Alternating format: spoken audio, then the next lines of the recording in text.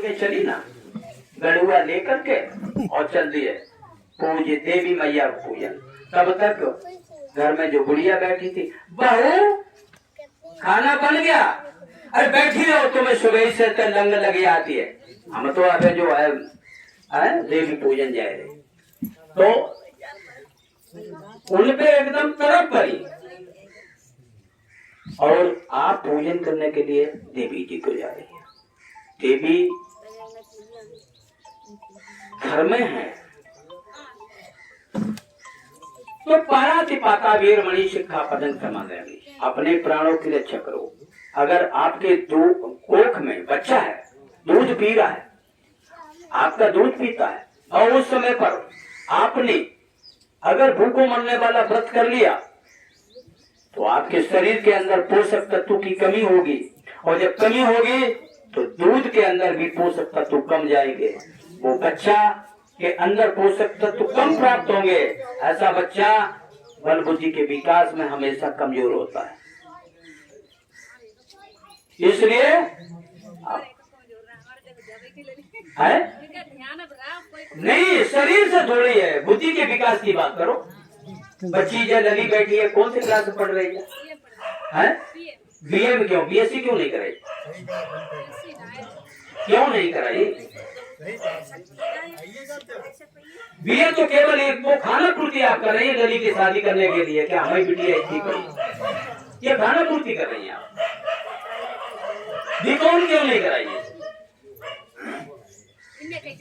जय तो तासे की बेचारी जानती नहीं कुछ, उसकी कमी थोड़ी है। वो तो इसलिए कि हम जय करेंगे, जब जानती हो तब। विकास नहीं है इतना, क्योंकि करवा चौथी तो मनाती नहीं आप। धन्यवाद। तो दूसरा संकल्प आप लोगों ने लिया है,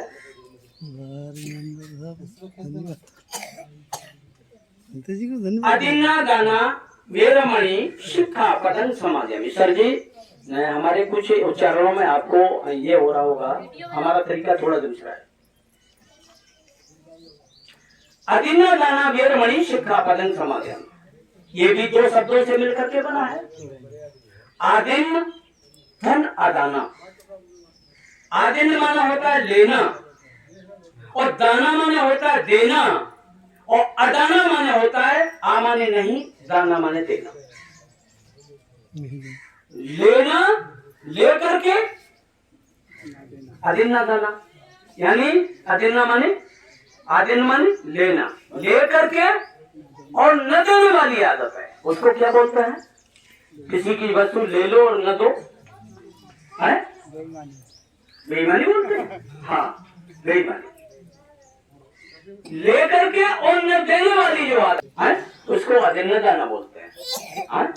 ऐसी आदत अपने अंदर है, हमारे अंदर जो है, तो हम संकल्प लेते हैं भगवान के अंदर जो है, भगवान की प्रतिमा के सामने। भगवान तो 2500 वर्ष पहले चले गए, आज हम प्रतिमा को जो है समक्ष रखते हैं, लेकिन ये कहो कि प्रतिमा आपको कुछ दे दे, प्रतिमा नहीं दे सकती है। आप देवी पूजने जाएं, वो देवी अगर आपको कुछ दे ले, प्रतिमा है, प्रतिमा दे नहीं सकती है। ये बुद्ध की प्रतिमा है, ये आप करोड़पति नहीं बना सकती है। उनके बताए हुए मार्ग से तो आप जो है बन सकते हैं, अन्यथा यहाँ मत्था टेक टेक करके और कहो कि हमें भले भगवान करोड़पति बना दो, ये नहीं बना पाएंगे।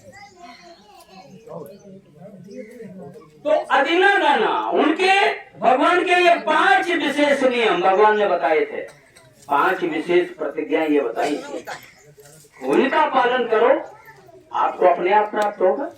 अदिन्ना दाना वीरमणि, संकल्प लो कि अगर चोरी बेईमानी ठगई की आदत है तो वीरमणि माने व्रत रहने की, व्रत माने इसकी आदत को, ऐसी आदत को हम छोड़ने की यानी त्यागने की शिक्षा का मार्ग अपने अंदर धारण करते हैं। अब लगभग एक प्रश्न उठता है, यहाँ भैया लोग सभी बैठे हैं और बहने लोग भी बैठे हैं, सभी लोग ये सोचते होंगे बच्चे कि खैर क्या आदत तो हमारे अंदर है ही नहीं, है? ठगाई करने की? नहीं भाई, मैं ठगाई नहीं करता हूँ। क्या आप बेईमानी करते हैं? नहीं भाई, हमने आज दिन तक बेईमानी नहीं की। पूरे देश के अंदर आपको सिंगल एक व्यक्ति नहीं मिलेगा जो ये कह दे कि मेरे अंदर चोरी करने की आदत या बेईमानी करने की आदत है। सभी ईमानदार पूरे देश में रह रहे हैं, सभी बताएंगे कि हम तो नंबर 1 के ईमानदार हैं, लेकिन देश में फिर भी चोरियां हो कहां से रही हैं? वो कहां से रही हैं? लेकिन दूसरी भाई, चोरी करने की आदत है तो ये भी तो चोरी है कि हम छुपा रहे हैं।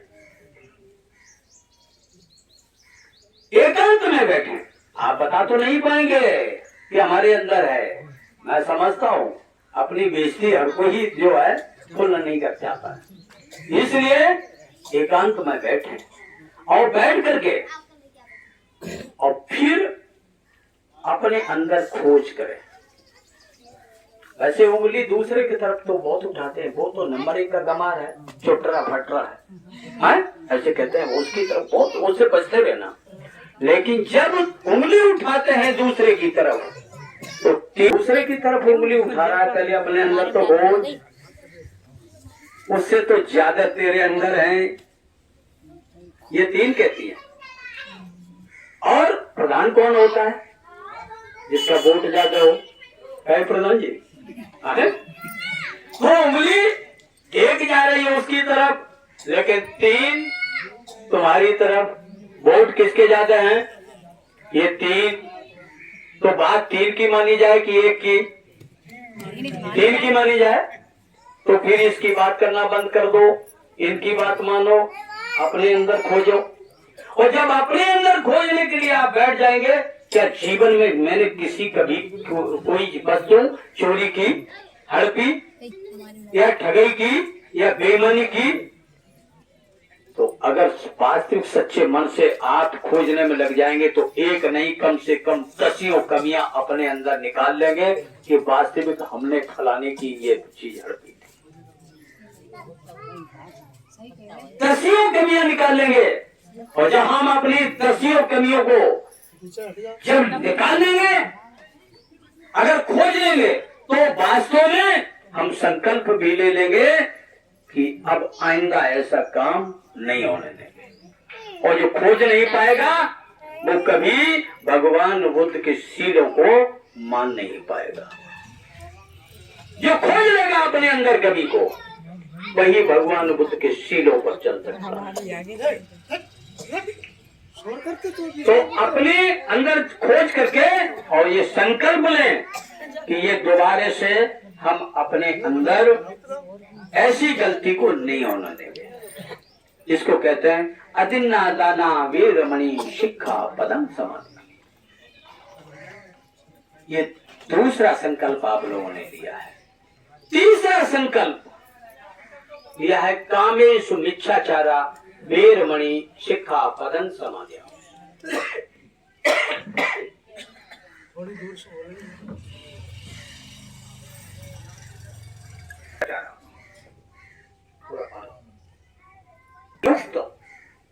मिथ्याचारा, मिथ्या आचरण, काम वासना युक्त मिथ्या आचरण करने की जो आदत है, उस आदत को वीरमणि, वीरमणि माने व्रत रहने की, त्यागने की। ये भूख मरने वाला व्रत नहीं। भगवान बुद्ध ने असली व्रत ये बताया कि इनको त्यागो। कौन सी? काम वासना युक्त मिथ्या आचरण करने की जो आदत है। और आदत ये 3 प्रकार से होती है। भैया जी शांति का सहयोग दें। और इसको काम वासना युक्त मिथ्या आचरण कहते हैं। भैया लोगों के लिए किसी पर स्त्री या पर बेटी बहन के प्रति कोई भी गलत विचार इत्यादि की भावना बना ली, तो ये भी मिथ्या आचरण होता है। ये मिथ्याचार कहा गया है। अगर मन से भी आपने उत्पन्न कर लिया, शरीर से भले ही नहीं भोगा हो, केवल मन में उत्पन्न कर दिया है, तो आप पाप के भागी बन गए। आपने शरीर से नहीं भोगा, लेकिन मन से तो आप भोग चुके हैं। और मन से किया हुआ पाप सबसे बड़ा पाप होता है। शरीर से भले ही कोई पाप हो जाए, लेकिन मन से न किया हो तो उसका पाप बहुत कम होता है। ये और बता दो, शरीर से पाप हो जाए लेकिन आप मन से पाप न किया हो तो वो पाप नहीं होता है, लेकिन मन से किया हुआ पाप सबसे बड़ा पाप होता है। अब बता दे कैसे। आप रास्ता में जाते हैं, साइकिल से जाते हैं, मोटरसाइकिल से जाते हैं, पैदल जाते हैं, रास्ते में काफी चींटा चींटी और भी कीट पतंगे आपके पैरों से दब करके मर जाते हैं। क्या आपको उनकी हत्या लगी? नहीं। क्यों? कि उनको आपने मन से नहीं मारा, उनका ही मरने का सहयोग ऐसा आ गया कि उनकी मृत्यु आपके पैर से दब करके हुई। मन से आपने नहीं मारा, लेकिन आप जा रहे हैं और जानबूझ करके एक जो है कतार चींटियों की जा रही है, तो आपने कहा कि अच्छा एक लात मारे खींच करके, देखिए कितनी चींटियां मर जाएं। तो आपने उसमें चींटियों पर लात जो है कस के मारी, लेकिन मिट्टी थी नीचे, धूल, वो चींटियां धूल में फंस गई। आपने पैर जो है फिर हटा करके देखा कितनी चींटियां मरी, तो 100 चींटियां दबी थी, उनमें एक भी चींटी नहीं मरी, क्योंकि मिट्टी में दब गई थी और फिर आ गई थी। तो क्या पाप लगेगा आप पर? है? नहीं लगेगा, क्योंकि मन से आपने 100 चींटियों की हत्या कर दी। बाकी नहीं राखी, आप मन से 100 चींटियों की हत्या कर चुके हैं, लेकिन उनका जो सहयोग ऐसा था कि वो बच गई। उनका सहयोग था ये, लेकिन आपने तो हत्या कर चुके हैं, क्योंकि मन से किया हुआ पाप। तो मन से किया हुआ पाप सर्वोपर होता है। मन से अगर पर बहन बेटी के प्रति आप लोगों ने कोई गलत भावना उत्पन्न भी कर ली तो आप पाप के भागी बन चुके हैं। पर पुरुष के प्रति आप लोगों ने किसी प्रकार से भावना बना ली तो आप पाप की भागी बन चुकी हैं। पाप, मन से किया हुआ पाप सबसे बड़ा पाप होता है। तो कामेषु मिथ्याचारा वीरमणि शिक्षा पदं समाध्या में काम वासना युक्त मिथ्या आचरण करने की अगर आदत है, उस आदत को ये खोजिए, जो हमारे अंदर आदत है उसको त्यागने की, वीरमणि व्रत रहने की, व्रत माने त्यागना, उस आदत को त्यागने की, उस आदत का व्रत करने की शिक्षा, शिक्षा माने शिक्षा, शिक्षा का मार्ग हम अपने अंदर धारण करते हैं। ध्यान रखो, एक नारी सदा ब्रह्मचारी, और हमारी बहन लोगों के लिए भी अपने पति की विश्वास पात्र बनना ही सबसे बड़ी देवी कहलाती है। ध्यान रखो, आपसे बड़ी कोई देवी नहीं, आपसे बड़ा कोई देवता नहीं, बल्कि देवी देवता हमने आपको गलत कह दिया है, क्योंकि देवी देवता बहुत छोटे होते हैं। क्योंकि आपने कथाओं में सुना होगा कि देवता भी तरसते हैं मुझे एक बार मानव की योनि प्राप्त हो जाए। इससे सिद्ध होता है मानव की योनि देवताओं से कई गुना ऊंची है? जो देवता भी तरसते हैं। तो ध्यान रखो, आप मानव न बन सको तो कम से कम देवी देवता तो बन लो। ऐसे तो मानव बन जाओ तो बहुत अच्छी बात है, और नहीं बन पा रहे हो तो देवी देवता तो बन लो। और देवी देवता कैसे बना जाता है? देवी, हम ये नहीं कर रहे मंदिरों में आप, हम मना नहीं कर रहे। सभी बहुत से शास्त्री लोग जो भी आते हैं वो कहते हैं देवी पूजने के लिए मत जाओ, ये करने के, हम आपसे मना नहीं कर रहे, लेकिन ढकोसला मत करो, ढकोसला मत करो, पूजा करो। और पूजा करने का अर्थ क्या होता है? पूजा का अर्थ यह है, थाली में अगर पूरी, लड्डू, बतासे और वो रख करके लेकर गए, वो सब ढकोसला है। रुपया पैसा लेकर के गए और वहाँ भेंट चढ़ाई, मत्था टेकी, लला को ब्याह तुम ही कराई दियो। अगर लला को ब्याह देवी महारानी कराते हो तो मझियों की, मझवर की कोई आवश्यकता नहीं है। हाँ, पूजा का अर्थ है वो माने पूरी पूरी, और जा माने जानकारी, पूरी पूरी जानकारी हासिल करना ही पूजा है, इसके अलावा और कोई नहीं है। अगर आप पूरी पूरी जानकारी हासिल नहीं कर सकते हैं तो आप ढकोसला कर रही है। अब जानकारी कैसे हासिल की जाए? तो मंदिर में गए दर्शन करने के लिए, दर्शन मंदिर में पूजा करने के लिए कितने भैया लोग गए? जरा हाथ उठा सकते हैं कहीं पर किसी भी जो है मंदिर में है? अच्छा, बहुत अच्छी बात। मैं बहने लोग कितनी गई है? जरा हाथ उठा दें। कोई नहीं गई।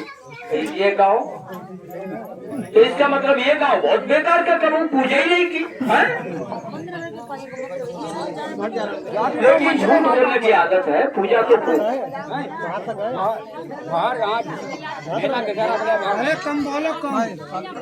मेला में गई है तो मंदिर में तो गई हैं, और पूजा करने क्या गई है? वही तो करने गई है।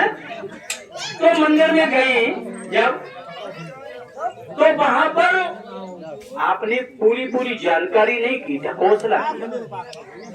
पूरी पूरी जानकारी का अर्थ है, वहां लिखा है दुर्गा मंदिर है। अब दुर्गा मंदिर लिखा है तो हम जानकारी करें कि ये दुर्गा मंदिर लिखा है, दुर्गा का अर्थ क्या है? दुर्गा किसे कहते हैं? तो भाई अब दुर्गा का अर्थ सुन लो, सभी पढ़े लिखे भैया भी होंगे यहाँ। दुर्गा का अर्थ होता है, दुर्ग माने होता है किला या घर।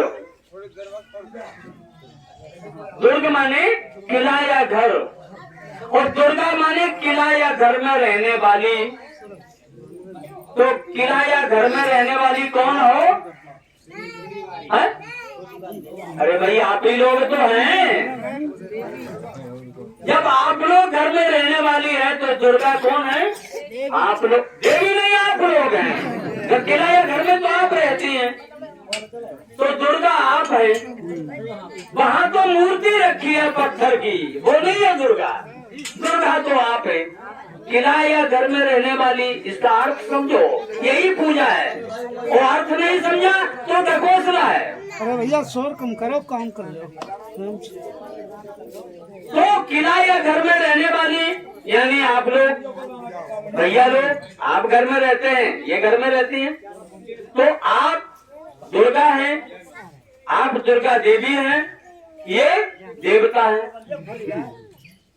घर में आप लोग रहते हैं। अब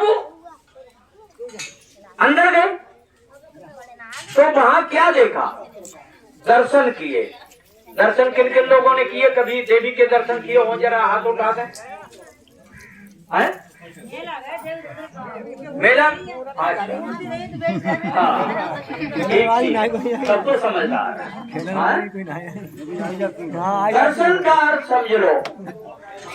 दर्शन माने होता है